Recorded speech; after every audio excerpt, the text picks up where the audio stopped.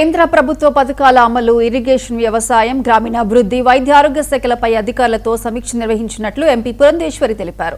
గోదావరి పుష్కరాల పనులు సెప్టెంబర్ నుంచి ప్రారంభించి వచ్చే ఏడాది మార్చి నాటికి పూర్తి చేసేలా ప్రణాళిక రూపొందించామని చెప్పారు. పుష్కరాల సందర్భంగా రాజమండ్రిలో 26 రోడ్ల విస్తరణకు ప్రణాళిక సిద్ధం చేసినప్పటికీ స్థల సేకరణ సమస్యల కారణంగా కొంతమేర మాత్రమే పనులు జరిగే అవకాశం ఉందన్నారు. రైల్వే స్టేషన్ పశ్చిమ వైపు రోడ్డు విస్తరణపై రైల్వే అధికారులతో సమన్వయం చేసుకోవాలని సూచించారు. తెలిపారు. పుష్కరాలకు సంబంధించి రాష్ట్ర ప్రభుత్వం పంపిన నిధుల ప్రతిపాదనలు కేంద్రం అంగీకరిస్తుందని ఆశాభావం వ్యక్తం చేశారు.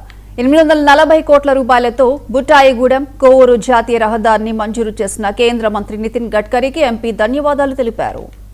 కేంద్ర ప్రభుత్వం ప్రవేశపెట్టినటువంటి పథకాలు ఏవైతే క్షేత్రస్థాయిలో వాటిని ఇంప్లిమెంట్ కావాలో అవి సవ్యంగా ఇంప్లిమెంట్ అవుతున్నాయా కాదా, అర్హులైనటువంటి లబ్ధిదారులకి లబ్ధి చేకూరుతున్నదా లేదా, ఈ విషయాలన్నింటినీ కూడా ఒకసారి సమీక్షించుకోవడానికి ప్రజాప్రతినిధులతోటి ఈ కార్యక్రమం నిర్వహించడం అనేది ఆనవాయితీగా వస్తున్నటువంటి విషయం.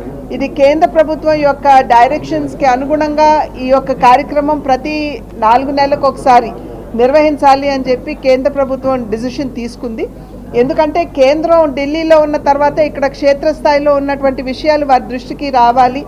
ప్లస్ ఈ ప్రోగ్రామ్స్లో ఏమన్నా లోపాలు ఉన్నట్లయితే వాటిని ఏ విధంగా సవరించుకోవాలి అనేటువంటి విషయాల్ని వారు సమీక్షించుకోవడానికి ఎంపీస్ ఎవరైతే ఉంటారో వారి ఆధ్వర్యంలో ఈ కార్యక్రమం నిర్వహించబడుతుంది.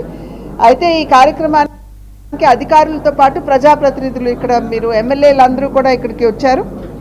క్షేత్రస్థాయిలో వారు ఉంటారు కాబట్టి అక్కడ లోపభూయిష్టమైనటువంటి విషయాలు ఏమన్నా ఉన్నట్లయితే ఈ సమీక్షా కార్యక్రమంలో వారు తెలియజేయడం, దాన్ని మేము రెజల్యూషన్స్లో కావచ్చు, మినిట్స్లో కావచ్చు పెట్టి వాటిని కేంద్ర ప్రభుత్వానికి పంపించడం, కేంద్ర ప్రభుత్వం వీటి మీద